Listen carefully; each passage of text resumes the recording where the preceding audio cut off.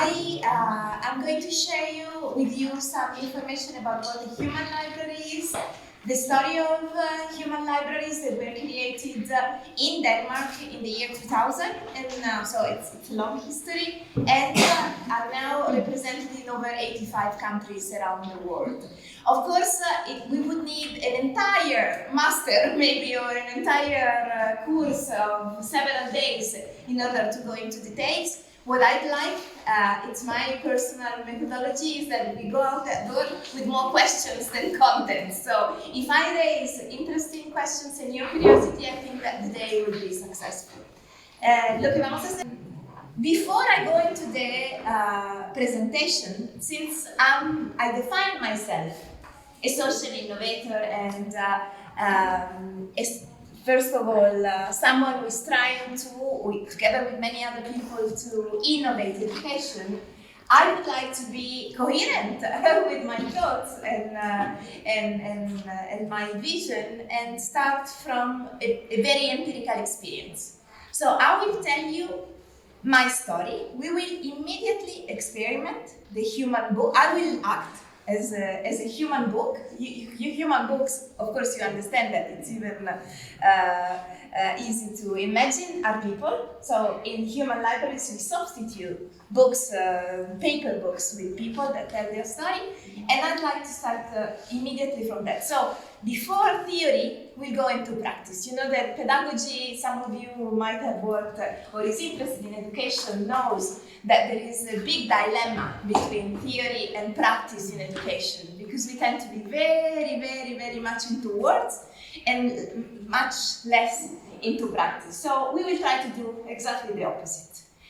Because we are probably not many more than the ideal number, but the setting would be that there is a person, the book, I'm the book, look at me, I'm a white book, and the person is there, visitors come. In fact, visitors had the possibility at the beginning to choose in the venue where the human library takes place, the argument, the issue, they wanted the book. In fact, they wanted to read. Instead of taking out the book from the shelf, they decided where to go and which story to listen to. So in this case, we do as you choose me. You had all the choices, of course. I'm sorry for that, but as you choose me, so you're here, and I start telling my story. The interesting part, actually the wonderful, the enthusiastic part that the book doesn't give, the paper book doesn't give, is when I finish to tell my story, because we have Audible today, no? There are books that you can listen to instead of reading. So that part would be quite the same. But the wonderful opportunity in human libraries is that as soon as I finish my story, you can ask me questions, and you cannot ask questions to a book. So that would be the great difference. Entonces, yo voy a hacer... Okay, so I'll start. My name is Gilda Esposito. I was born on 19th of October 1972 in a small province in Italy, in La Spezia. I was born in a dysfunctional family. So the title of my story is Gender-Based Violence and Mental Health. My mother was very poor. She was coming from the countryside, and she was very naive.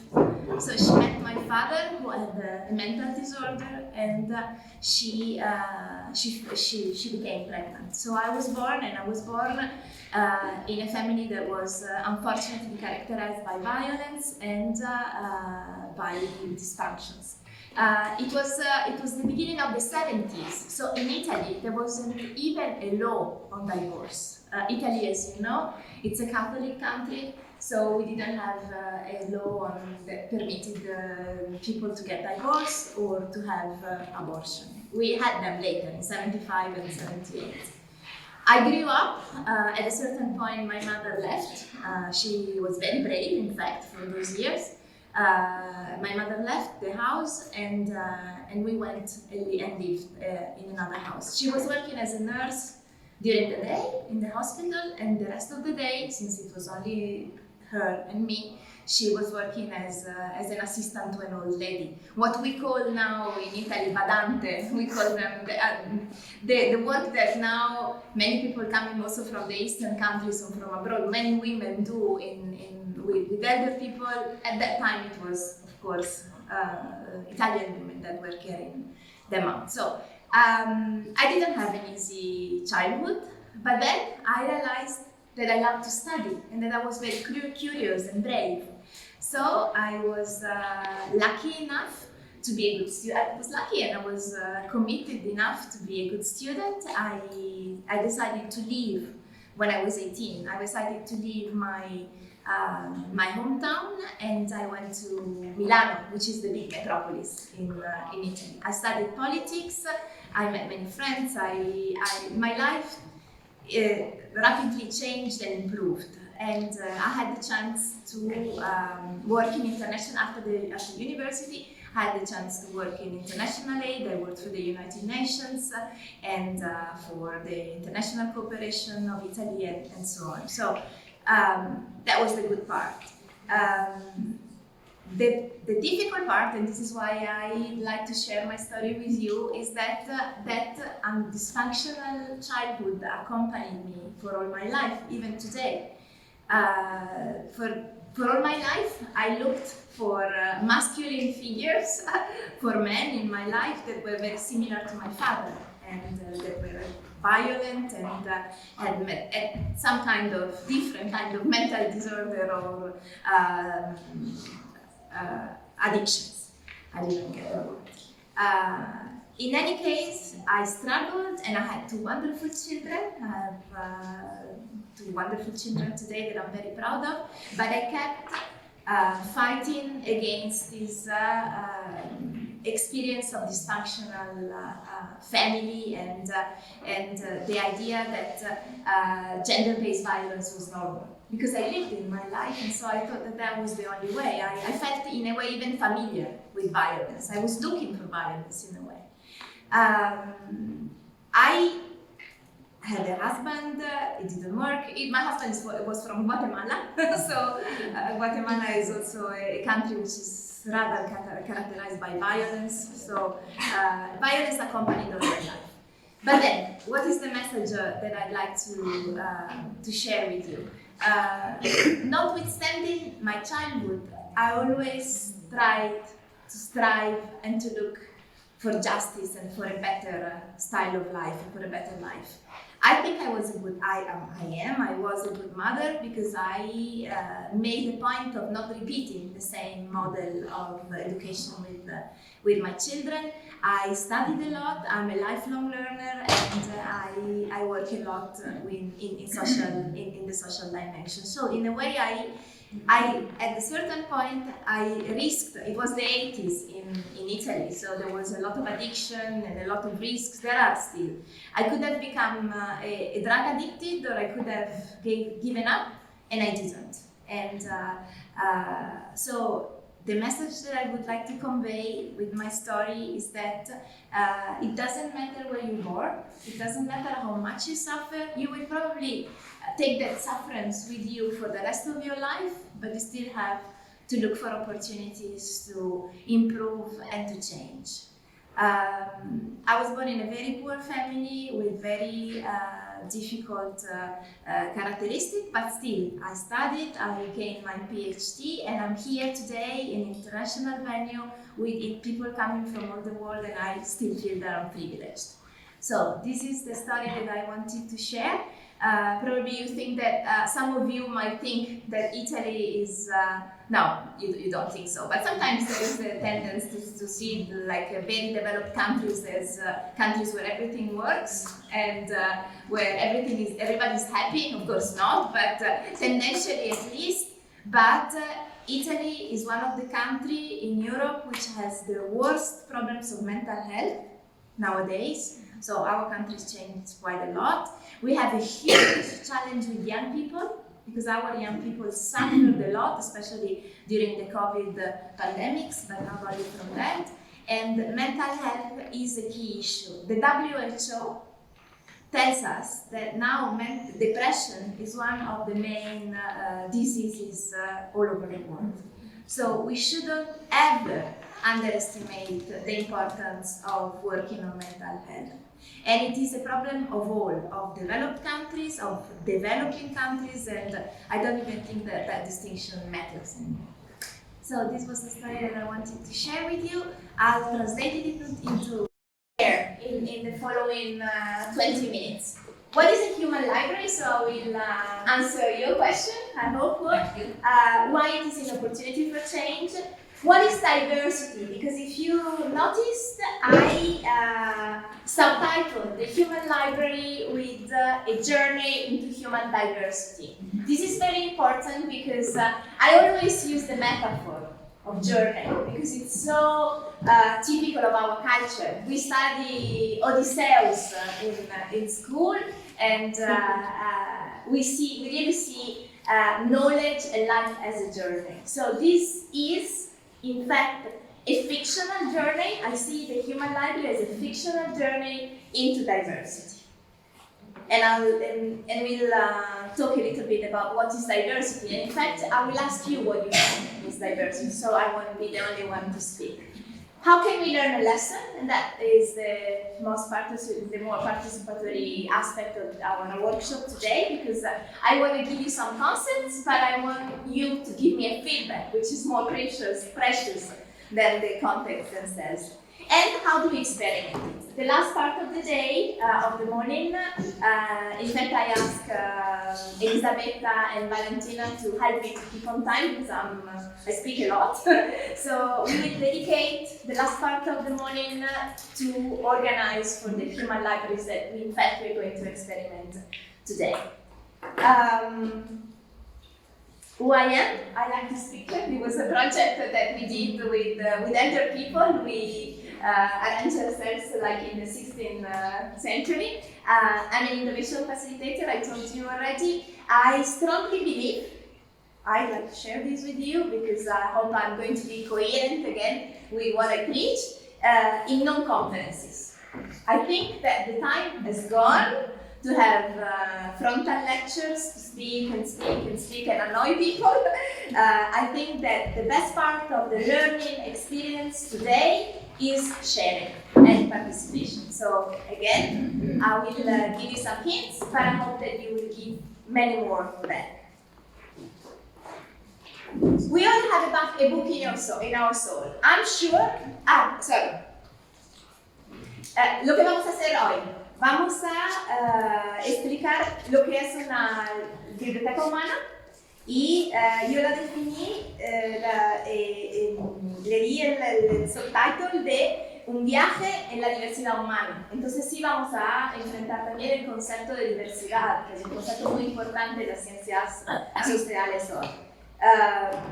Vamos a ver qué es la diversidad, porque esta experimentación de librería humana es una oportunidad para cambiar y cómo vamos a aprender una lección de esa, o más lecciones de esa experiencia y cómo lo vamos a experimentar. Porque le pedí a Elisabetta y a Valentina de ayudarme porque tenemos que estar en los tiempos, porque después tenemos que trabajar en la historia de ustedes y ver cómo efectivamente vamos a experimentar la librería humana. Les pido por favor que si se me olvida la traducción, me hacen señales y yo me paro. Lo que yo soy, trabajo en la facilitación y la innovación social y creo fuertemente que ya no es tiempo de las lecciones frontales, de hablar y pensar que la gente te escuche, sino que la forma más eficaz de aprender hoy es a través de la participación y de la colaboración. Y por eso les voy a pedir que me vayan a dar sus ideas y sus propuestas en lo que hago. We all have a book in our soul, so I'm sure, actually I shouldn't be sure, I asked you, while I was speaking, did you imagine yourself doing the same with your own story? Yeah. Yes. Yeah. Is it true that all of you could have been seated there and tell your story and had something significant to say? Yeah. So this is what, I don't know if you, this is something that I really appreciate in this experience, Because sometimes, especially today, we speak of social innovation and digital innovation. Of course, digital is new, but social innovation, in fact, we are doing exactly the same that we were doing centuries ago, just we give it a new name. So, in fact, social interaction and social innovation is not rocket science. You don't have to invent a new app or code a new program. It's something that we have inside our souls. We just have to reflect about it and find new ways. There is an author that I love, I don't know if you know him, it's Yuval Harari. He's the one who wrote Homo Sapiens. He's from Israel. And I don't know if you saw, if you didn't watch it, I strongly advise you to watch it. His TED Talk, where he says that imagination is what differentiates people from animals, from other living beings. In fact, he says, he gives this very funny example, saying that only human could be, it starts, I don't know if you heard about it, but it thinks of a chimpanzee, a gorilla, a monkey. If you say to a monkey, to a chimpanzee, that he shouldn't eat a banana now, because he is going to have 10 bananas after that. If he behaves well, he would cry in your face, he would smile at you and laugh at you. In fact, it's what we do with religion sometimes, that we believe in something, we believe in something that is after death that we haven't never seen. Or if you give, so we believe in a story, we believe in a common narration. It's something that only humans do. Or think of money, actual money. If you gave a bill of $1 to a chimpanzee, he wouldn't know what to do with it. Of course, if you give him, again, a banana, he would eat it. But it's only humans who accept a dollar bill and thinks that it has the same worth of a banana, because we have a common narrative that we share. So fiction and narrative is what characterizes the human community from ever. And this is also what permits us to collaborate. Todos tenemos un libro en nuestra alma. Yo creo, pero se lo pregunto a ustedes, que mientras que yo estaba hablando, ustedes habrán pensado también que hubieran podido estar en mi lugar y contar su historia también, y la historia de ustedes hubiera sido tan interesante, tan significativa como la mía. Entonces, lo que se dice es que todos tenemos una historia que contar, y contar historias justamente los que nos los que nos diferencia de los animales. Porque, no sé si conocen a Yuval Harari, es un escritor, es un intelectual de Israel que escribió un libro muy interesante que se llama Homo Sapiens, y él hace ese ejemplo. Si estamos con un chimpancé, con un mono, y le dijimos que no le vamos a dar una banana ahora, porque si se porta bien, le vamos a dar 10 bananas en la otra vida, él nos va a reír en la cara, porque él quiere la banana ahora, porque no cree ni la imagina la otra vida después de la muerte. Mientras que eso es lo que hacemos nosotros los seres humanos, que a veces renunciamos a algunas cosas en el sistema moral porque creemos que va a haber otra vida después. O con el dinero, si le doy a un chimpancé un billete de $1, no va a saber qué hacer con eso porque no le significa nada. Mientras que si le damos una banana, sí, otra vez se la va a comer. Pero los seres humanos no, porque los seres humanos tenemos un acuerdo por el cual ese billete vale cuanto una banana. Entonces para nosotros representa igual de valor, pero es algo que nos estamos contando desde hace siglos. Pero si viniera un marciano desde Marte, obviamente ni él ni entendiera de lo que estamos hablando. Entonces la narración, contar historias es efectivamente lo que nos ha permitido también de colaborar en los siglos y de crear las culturas, las sociedades, etc. What is a human library? And here I go to the very definition. First of all, where it was born.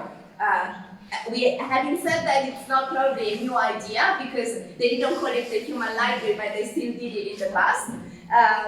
The human library as such was born in Denmark in the year 2000, and it is a positive framework positive and protected framework. This is very important. You can't do it just start. I mean, I felt, I even risked, because I don't know any of you, but I felt I was positive that you were going to listen with respect to my story, but it's something that you have to organize. You can't go in a classroom, in a school that you don't know, and just start without knowing the children and tell your story, because you don't have to expose the person, the human book, and on the other contrary, and on the other side, you have to prepare the listeners. So it has to be a protected framework. We are even too many. We are too many anyway, because I strongly believe that a workshop should be with no more than 20 people, but still, it was a great opportunity, so it's not a critics, but it should be smaller groups. I hope it's going to be smaller groups this afternoon. And for conversations, but not any conversation. Those conversations are meant to challenge stereotypes. So the issue I proposed to you today was mental health and the stigma against people with mental health, which is still there, at least in Italy, but I'm sure that is there, according to literature, is there in every country. So, through the story, we tell a story, a true story, which is not fiction, it's a true story, and through that story, we raise some elements that can make us reflect on existing stereotypes and prejudice. I thank the Indian colleague because she was, for instance, mentioning gender-based stereotypes. They are there. So it's very important to face them and in a way work on them. It's a place where real people are loaned to readers. So again, I told you already, so I don't want to repeat too many times. It's not the book there, you don't have to read, you have to listen. Reading is another way of listening, but of course there is no empathy when you're reading, which is there in the human library. And also the part that we could experiment a little bit less because we didn't have much time, but the very innovative part is the final part where people pose questions, because through those questions many more elements emerge. In fact, I tend to indicate when there is an organization like this, to keep the story short and very clear, and do not open up too many rivers around the story, but let a lot of time for interaction and for questions, because it's from the questions that come out the most interesting part. Entonces, lo que hace una librería humana fue creada en Dinamarca en el año 2000. Es un lugar protegido, eso sí que quería subrayar, porque no se puede hacer en cualquier lugar sin preparación, no se puede ir en la clase, en cualquier escuela, sin preparar a los niños o a los jóvenes y contar tu historia. Hay también que proteger a la persona que cuenta su historia, porque no se sabe quiénes van a estar ahí. Entonces, es un lugar protegido, preparado, intencional, donde se ponen en discusión los estereotipos y los prejuicios. No es cualquiera la historia que tienes que contar, no se está hablando al bar de fútbol o de otras cosas, es efectivamente la historia se vuelve una ocasión, una oportunidad para reflexionar sobre estereotipos y discriminación. Entonces yo creo que cualquier historia puede prestarse en eso, porque todos antes o temprano somos víctimas de discriminación. Somos perpetradores de discriminación o víctimas.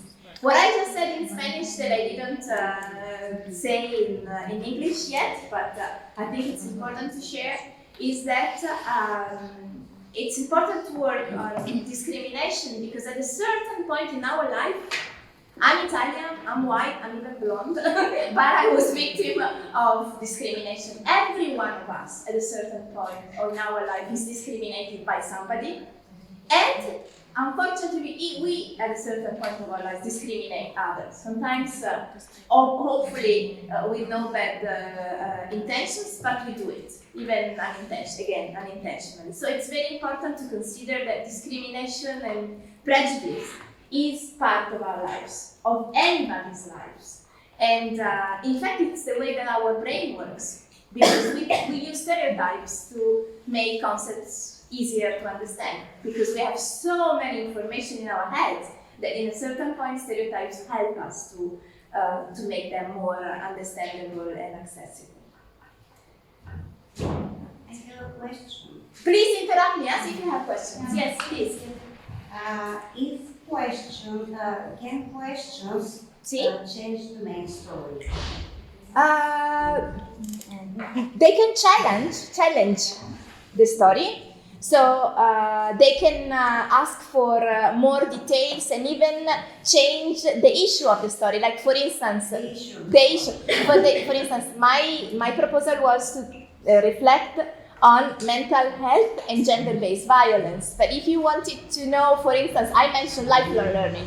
If you wanted to discuss about how lifelong learning and study can improve the life of a woman, we would have talked about that as well. So there is a general framework, but there are no limits, because that's the characteristic of human life as well. We have no limits. We have limits, but we have no limits, at least in our heads. Excuse me. Yes? So, it's a continuation to what she asked. So, this can be added in some chapters within the book. Yes, yeah, absolutely. Yeah, thank you for that metaphor. Yeah, that's very, very interesting. Yes, in fact, I'll use your expression. Yes, because we start from chapter 1 or from the introduction, that's what we did. But then we add chapters as long as we go. Thank you for the expression. I like it a lot. Of course, this is an issue that a saying that you know very well. Don't judge a book from its cover. It is an antidote to the stereotypes because, in fact, someone tells a story and authorizes other people to ask questions, to exert curiosity with his or her own story. But in a way, the story is just the escamotage, it's just the beginning to share other story and to open minds and to create a conversation on issues that matter. I would really pose the accent on this expression. We use the human library because it is an excellent, useful tool to discuss and dialogue about issues that matter nowadays. No se juzga a un libro por la cara, ¿cómo se dice en español? ¿Cómo se dice? Portada. Sí. Esa es una expresión que conocemos bien. ¿Qué se hace entonces? La librería humana es de verdad la que creemos que puede ser un antídoto en contra de los estereotipos, porque nos permite de profundizar, reflexionar sobre temas. Y lo más importante es que tienen que ser temas relevantes, temas importantes, o sea, la discriminación, la justicia, todos temas en que hay que trabajar para crear un cambiamiento, una mejoría en la sociedad. Vamos a ver, let's see. These are some, of course I will leave you the presentation, I don't want to read, but these are some of the mainstream description of the human library. It paints, but we already told most of them, it aims to promote dialogue. Empathy is key. We said that empathy is something that we cannot have with books, so we can definitely should have it with people. And as I said, human books are the protagonists of this experience. Normally, the human books, so the stories that you have to tell, are in a way individuals who have faced stereotypes, discrimination, or prejudice. And they tell the story in a positive way, conventionally, in a positive way, in order to see the negative aspect, but also the ways forward to overcome it. Aquí hay algunas explicaciones que ya di en realidad, lo que es un libro humano que trata de estereotipos y de prejuicios, y es importante que la historia sirva para cambiar de opinión sobre un tema, o cuanto menos, o más o menos para aprofundizar la opinión original.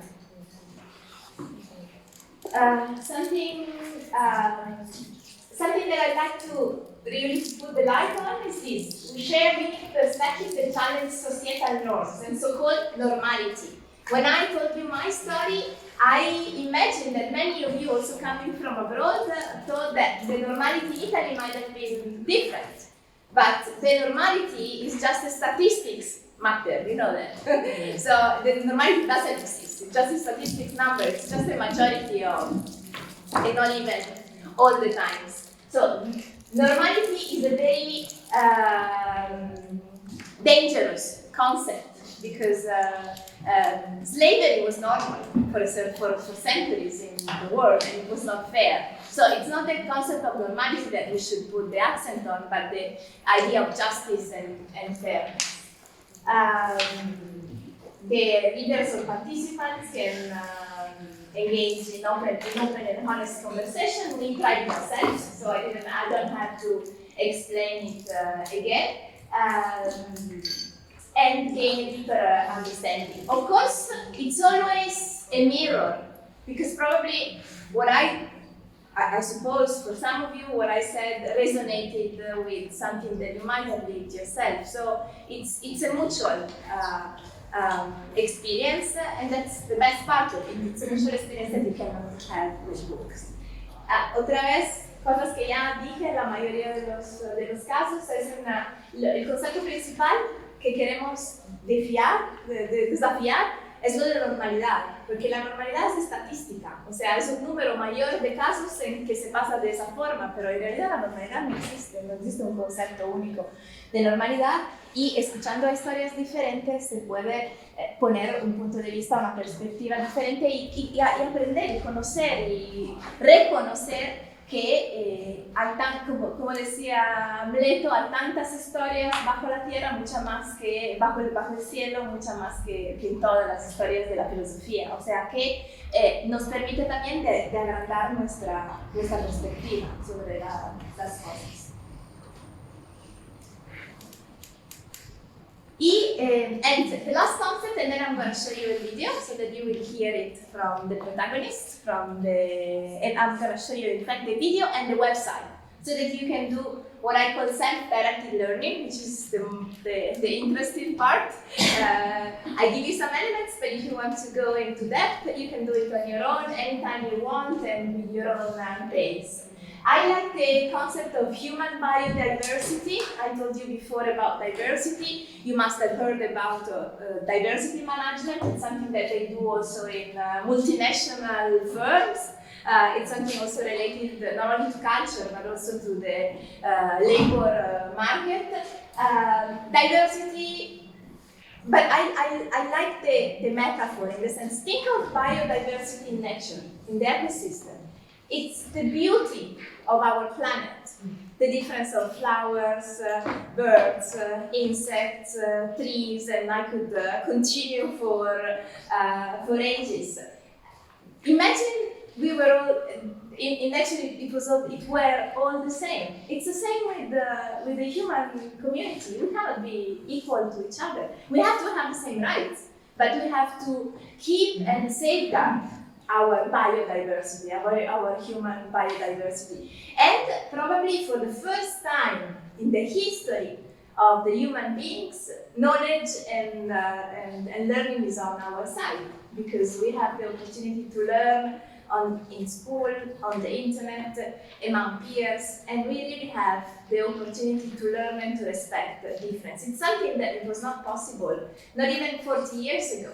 Because the idea was to fear what you didn't know and what was different from you. Because you had to protect your group and fight against somebody or another group that came from abroad or from outside. Even from the next village, you don't have to go too far. So this is the great opportunity of our time to recognize that human biodiversity is our richness. I don't know if you were there at the beginning of the hackathon yesterday. No, they were not. But you will probably see during these days 300 young children, young people, no, they're not children, young adults, let's call it like this, coming from the world, from many parts of Europe, coming from many cities, very different cities, from Italy as well, from the south, from the north. And they are a clear example of biodiversity, and their creativity is based on and stays still on biodiversity. So we have to keep biodiversity as our treasure, not fight against it. Because in that case, we really value and harness the benefits of putting so many different perspectives and richness, skills, and so on together. El concepto de biodiversidad humana es un concepto que yo amo mucho porque lo mutuo lo tomo en préstamo de la naturaleza. Porque imagínense cuánto es diferente la naturaleza, las flores, los insectos, los pájaros, todo. O sea, habría que hablar por días de la inmensidad de la biodiversidad natural. Y también en los seres humanos hay biodiversidad, porque somos todos diferentes. Entonces, como la riqueza del planeta es la biodiversidad y la estamos protegiendo, también tendríamos que proteger la diversidad de los seres humanos y permitirles a todos de ser exactamente quienes son, sin pedirle de ser una persona. Okay, I want to show you a video before this, and then we start the discussion. Is it clear? Yes. Siamo andati per tempo? Dobbiamo fare la blocca. Ah, ok. Ok. Sì, certo, sì, assolutamente. I've been told that we need to have a break. The last part of my presentation, of my introduction to Human Library, would be, in fact, an opportunity to go much more in depth in the Human Library. So I'm going to show you the website of the International Association. It's very easy address, humanlibrary.org. It's the original Danish organization, Danish experience. So I strongly advise you, if you want to experiment the experience, sorry for the interpretation, in your country, to contact them, because in that way you can get, they're volunteers. Of course, now they are raising funds also to keep the organization going, and organizations we do know have costs, but they're volunteers. So I strongly advise you to, if you intend to test the methodology, to contact them and to let them know that you are there, because they can give you advice, and then you know again that you are there, so they can also share your stories in their website.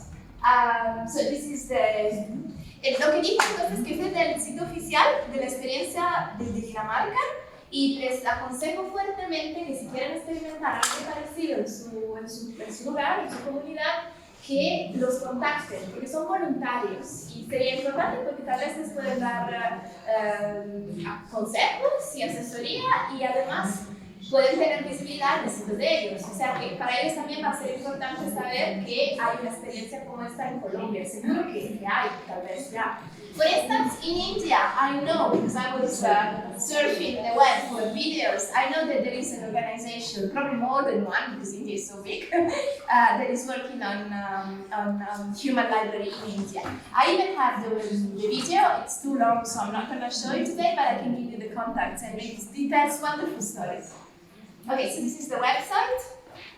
You can see some of the main items that we already mentioned: an opportunity to challenge stereotypes, an opportunity for dialogues.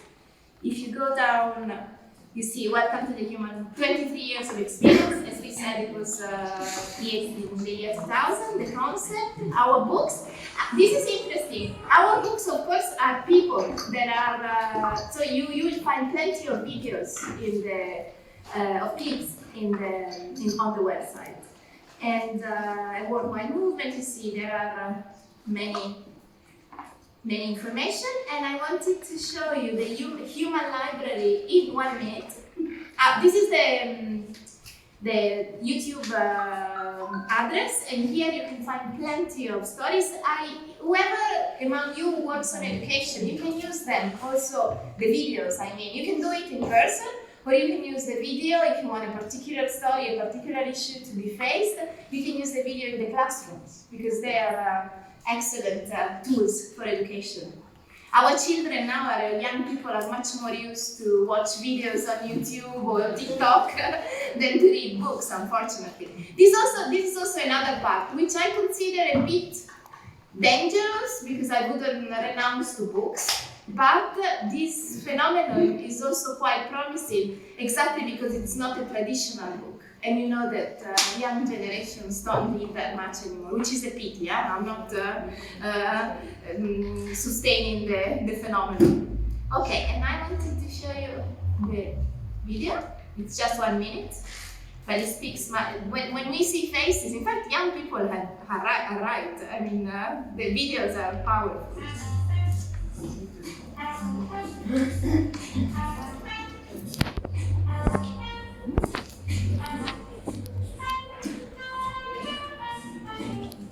To meet people and to have that conversation with people.